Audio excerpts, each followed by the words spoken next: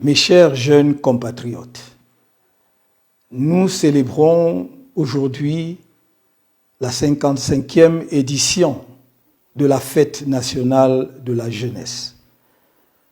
Cette fête avait été instituée en son temps pour souligner l'importance que la nation accorde à la jeunesse dans le projet de construction d'un pays moderne, tourné vers l'avenir et désireux d'asseoir son autorité et sa respectabilité sur la scène internationale.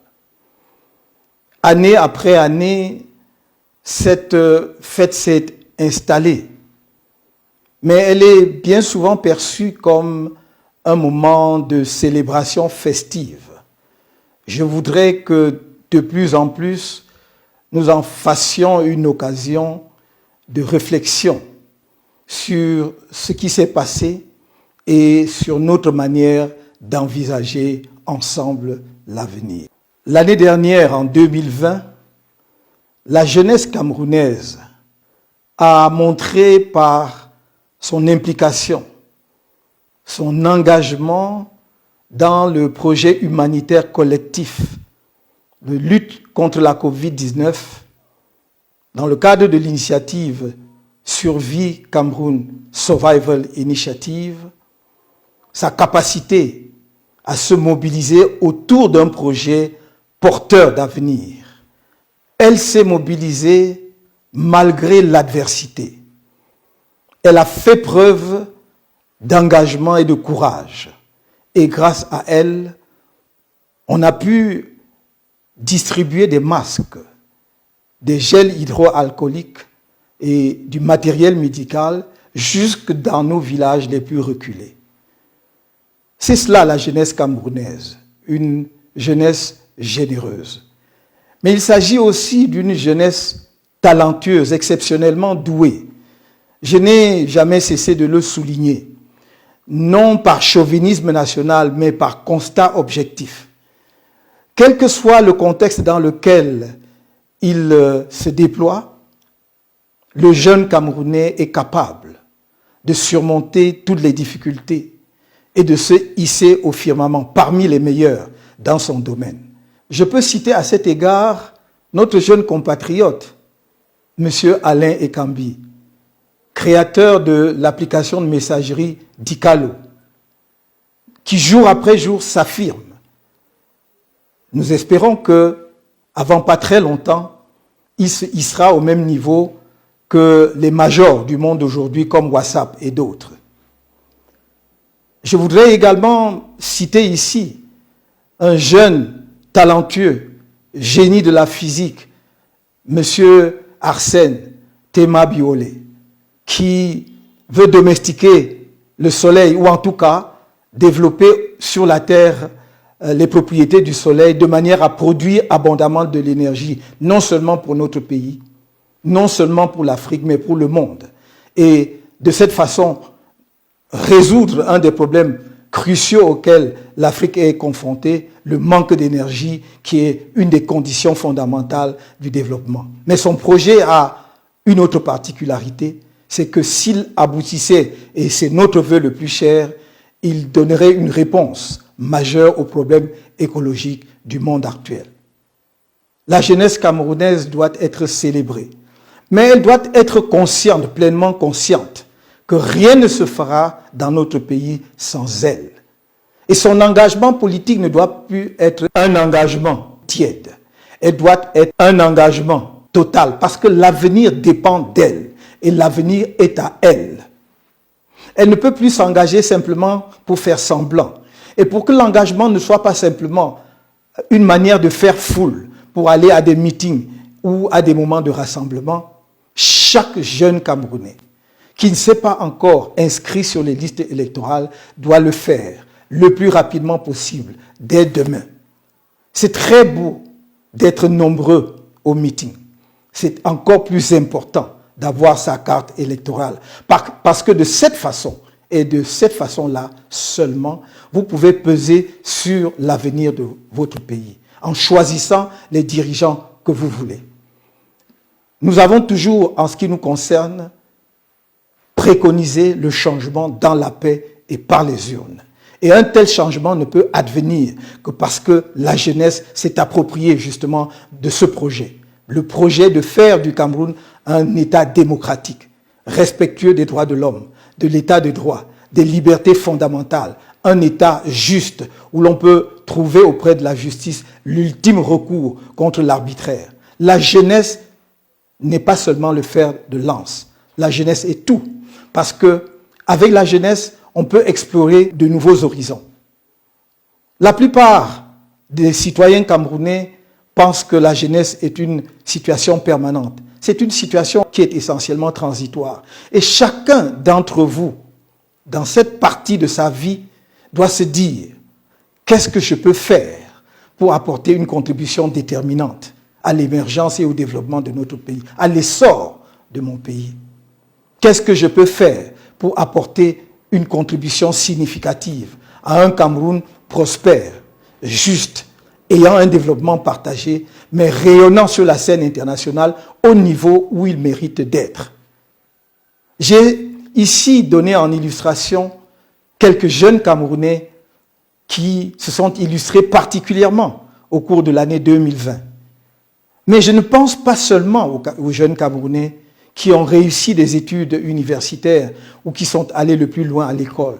Je pense à tous les jeunes Camerounais, à toutes les jeunes Camerounaises, de toutes les conditions, les personnes handicapées, les jeunes sans emploi, ceux qui n'ont jamais pu aller à l'école faute de moyens, ceux qui sont condamnés par la vie, par le hasard terrible de la vie, à vivre dehors, dans les rues, sous les ponts.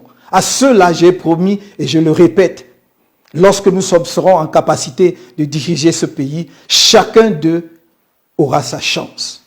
Et avoir sa chance, ce n'est pas recevoir quelques sommes d'argent. C'est recevoir une formation qui vous permet, lorsque vous avez reçu quelque chose de l'État ou de qui que ce soit, de convertir en richesse, de pouvoir construire un projet d'avenir, de pouvoir bâtir votre vie, de ne pas dépendre des autres. Si vous avez envie de boire une bière, de ne pas attendre que quelqu'un vous la donne comme si elle le faisait par pitié. La formation est le cœur de l'avenir de la jeunesse camerounaise. J'y insiste parce que cette formation sera revue de fond en comble. À la fois la formation traditionnelle, depuis la maternelle jusqu'à l'université, et la formation professionnelle, la formation au métier pour ceux qui n'ont pas eu de chance d'aller à l'école ou d'aller loin à l'école. C'est ainsi que j'ai préconisé, le moment venu, de créer dans chaque commune du Cameroun un centre des métiers. Et ce centre des métiers sera pluridisciplinaire, offrira plusieurs types de formations. Chaque jeune Camerounais recevra une formation d'au moins 3 mois, de 3 mois à 24 mois. Je répète, chaque jeune Camerounais recevra une formation de 3 mois au moins à 24 mois au plus, en fonction de la filière qu'il aura choisie. Je ne veux plus que demain les Camerounais soient livrés à eux-mêmes, ou que les jeunes Camerounais, parfois fort diplômés, qui ont été soutenus par leurs parents, mais également accompagnés par l'État à travers les dépenses publiques, soient livrés à lui-même et aient pour seule perspective d'avenir la conduite des mototaxis, ou de errer dans la ville avec quelques vêtements ou des paires de chaussures comme vendeur à la sauvette. Ça ne peut pas être le projet d'un jeune. Avec une telle perspective, il ne peut pas penser à se marier. Avec une telle perspective, il ne pensera jamais à s'offrir une maison ou un appartement. Il faut donner sa chance à la jeunesse camerounaise.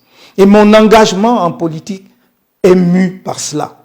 C'est d'essayer, aujourd'hui avec vous, de mettre le Cameroun sur les rails avant de vous passer le relais. Nous avons trouvé un pays qui était prospère. C'est notre devoir, et je dirais même notre obligation, de vous léguer un pays prospère, sur de bons rails. Tel est mon engagement. While this day is supposed to be a cause for celebration, it is very painful for me to remind so many young Cameroonians who have lost their lives during the year 2020. I think of so many of them from the northwest and southwest, including the far north.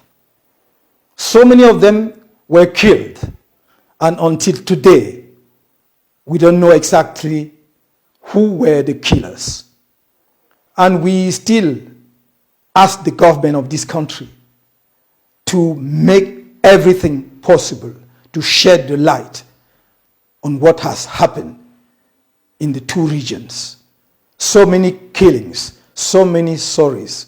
We could have avoided them, but unfortunately, we are still facing them.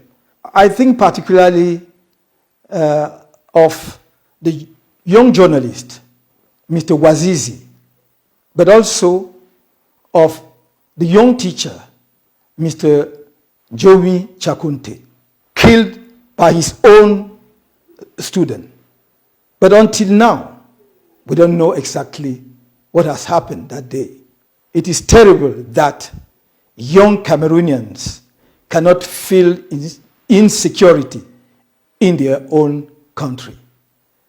I therefore appeal on you, young Cameroonians, youth of this country, to stand up and take the unique opportunity ahead of us to change the ruling regime and give a chance to you. My aim in engaging and in involving in politics is to hand over to you a healthy country, because I was raised up in a healthy and wealthy country. I'm hopeful that we are not very far from the day where we rejoice because we have been able to choose the leadership we want and we deserve. Et je vous le dis aujourd'hui, je vous le redirai demain, rien ne sera possible sans vous. C'est pour cela que je vous invite à vous mettre debout. Vous l'avez déjà montré à l'occasion des marches pacifiques du 22 septembre. Mais restez debout comme des gens déterminés, afin que nous ne rations pas le virage historique qui s'offre à nous pour apporter le changement auquel le peuple camerounais aspire depuis de très nombreuses années. Les semaines et les mois à venir vont être déterminants. Et votre rôle le sera aussi.